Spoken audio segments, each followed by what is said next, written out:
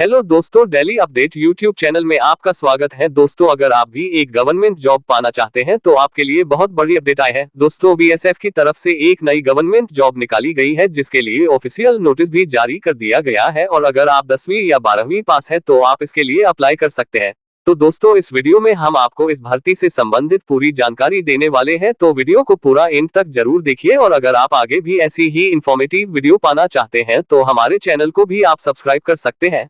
तो दोस्तों, यहाँ पर देखिए, ये notice border security force BSF की तरफ से जारी किया गया है और ये नोटिस पैरामेडिकल स्टाफ के ग्रुप बी और सी की रिक्रूटमेंट के लिए जारी किया गया है। इसके बाद यहाँ पर नीचे की तरफ पोस्ट की डिटेल दी गई है जिसमें बहुत सारी पोस्ट के बारे में बताया गया है। जैसे सबसे पहले स्टाफ नर्स की पोस्ट है जिसकी टोटल 10 वैकेंसीज है जिसको कैटेगरी वाइज डिस्ट्रीब्यूट किया गया है। जैसे ईडब्ल्यूएस की 3 वैकेंसीज है, ओबीसी की 2 वैकेंसीज है। इसी प्रकार से अलग अलग कैटेगरी में पोस्ट को डिस्ट्रीब्यूट किया गया है। इसके अलावा यहाँ पर बताया गया है कि 10% वैकेंसीज एक्स सर्विसमैन के लिए है और यहाँ पर बताया गया है कि इस पोस्ट में आपको 35,400 रुपए से लेकर 1,12,400 रुपए तक की सैलरी मिलेगी। उसके बाद डेंटल टेक्नीशियन की एक पोस्ट है और लैब टेक्नीशियन की 7 पोस्ट है। इसी प्रकार से सभी पोस्ट की वैकेंसीज यहाँ पर दी गई है और इनके आगे पे स्केल भी दिया गया है जिनको आप यहाँ पर देख सकते हो।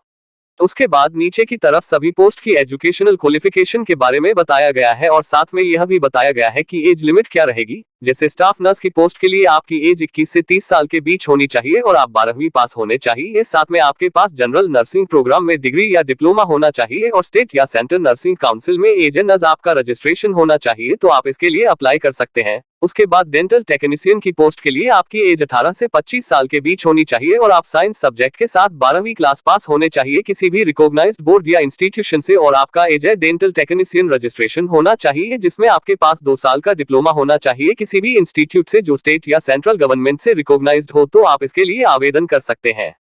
उसके बाद लैब टेक्नीशियन के लिए भी आपकी एज 18 से 25 साल के बीच में होनी चाहिए और आप साइंस सब्जेक्ट के साथ 12वीं क्लास पास होने चाहिए किसी भी रिकॉग्नाइज्ड बोर्ड या इंस्टीट्यूशन से और इसके साथ ही आपके पास मेडिकल लेबोरेटरी टेक्नोलॉजी का डिप्लोमा होना चाहिए किसी भी इंस्टीट्यूट से जो स्टेट या सेंट्रल गवर्नमेंट से रिकॉग्नाइज्ड हो, तो आप इस पोस्ट के लिए अप्लाई कर सकते हो। इसके बाद सभी पोस्ट की एजुकेशनल क्वालिफिकेशन यहाँ पर दी हुई है जिनको आप चेक आउट कर सकते हैं। इसके अलावा दोस्तों, अगर आप नोटिस को डाउनलोड करना चाहते हैं तो नोटिस को डाउनलोड करने का प्रोसेस आपको वीडियो के एंड में बताया जाएगा, लेकिन उससे पहले आप पूरी अपडेट देख लीजिए। उसके बाद फिजिकल स्टैंडर्ड टेस्ट का एलिजिबिलिटी क्राइटेरिया यहाँ पर बताया गया है और यहाँ पर सबसे पहले staff nurse, dental technician, lab technician, junior X ray assistant, head constable की पोस्ट के लिए एलिजिबिलिटी क्राइटेरिया बताया गया है। इसके अंदर अगर आप मेल कैंडिडेट्स हैं तो आपकी हाइट 165 सेंटीमीटर होनी चाहिए और आपकी चेस्ट अनएक्सपेंडेड 76 सेंटीमीटर होनी चाहिए और एक्सपेंडेड 81 सेंटीमीटर होनी चाहिए। मतलब दोस्तों, बिना फुलाए आपकी छाती 76 सेंटीमीटर होनी चाहिए और फुलाने पर आपकी छाती 81 सेंटीमीटर होनी चाहिए। इसके अलावा आपका वेट आपकी हाइट के अकॉर्डिंग देखा जाएगा।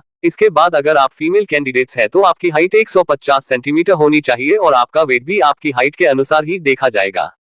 उसके बाद कांस्टेबल और सीटी की पोस्ट के लिए फिजिकल क्राइटेरिया बताया गया है जिसके अंदर अगर आप मेल कैंडिडेट्स हैं तो आपकी हाइट 167.5 सेंटीमीटर होनी चाहिए और आपकी छाती बिना फुलाए 78 सेंटीमीटर होनी चाहिए और फुलाने पर 83 सेंटीमीटर होनी चाहिए और आपका वेट आपकी हाइट के अनुसार देखा जाएगा। और अगर आप एक फीमेल कैंडिडेट्स हैं तो आपकी हाइट 157 सेंटीमीटर होनी चाहिए और आपका वेट भी आपकी हाइट के अकॉर्डिंग देखा जाएगा। इसके बाद एक और नोटिस बीएसएफ की तरफ से रिलीज किया गया है जो बीएसएफ की तरफ से वेटरनरी स्टाफ के ग्रुप सी पोस्ट के लिए जारी किया गया है। यहाँ पर 2 प्रकार की पोस्ट दी गई है। सबसे पहले हेड कांस्टेबल की पोस्ट है जिसकी टोटल पोस्ट 18 है जिनको कैटेगरी वाइज डिस्ट्रीब्यूट किया गया है और यहाँ पर पे स्केल के बारे में बताया गया है कि इस पोस्ट के लिए आपको 25,500 रुपए से लेकर 81,100 रुपए तक की सैलरी मिलेगी। उसके बाद कांस्टेबल की पोस्ट है जिसकी टोटल 8 पोस्ट है जिसमें आपको 21,700 रुपए से लेकर 69,100 रुपए तक की सैलरी मिलेगी। उसके बाद नीचे की तरफ दोनों पोस्ट की एजुकेशनल क्वालिफिकेशन के बारे में बताया गया है जिसमें हेड कांस्टेबल की पोस्ट के लिए किसी भी रिकॉग्नाइज्ड बोर्ड से 12वीं पास होना जरूरी है और आपके पास कम से कम 1 साल का वेटरनरी स्टॉक असिस्टेंट में कोर्स किया होना चाहिए किसी भी रिकॉग्नाइज्ड इंस्टीट्यूशन से और साथ में आपके पास 1 साल का एक्सपीरियंस होना चाहिए, तो आप इसके लिए अप्लाई कर सकते हैं। उसके बाद कांस्टेबल की पोस्ट के लिए किसी भी रिकॉग्नाइज्ड बोर्ड से 10वीं पास होना जरूरी है और आपके पास एनिमल को हैंडल करने का 2 साल का एक्सपीरियंस होना चाहिए government veterinary hospital, dispensary, veterinary college या गवर्नमेंट एनिमल फार्म से, तो आप इसके लिए अप्लाई कर सकते हैं। उसके बाद मेल और फीमेल दोनों ही कैंडिडेट्स की एज 18 से 25 साल के बीच होनी चाहिए। उसके बाद फिजिकल क्राइटेरिया के बारे में बताया गया है।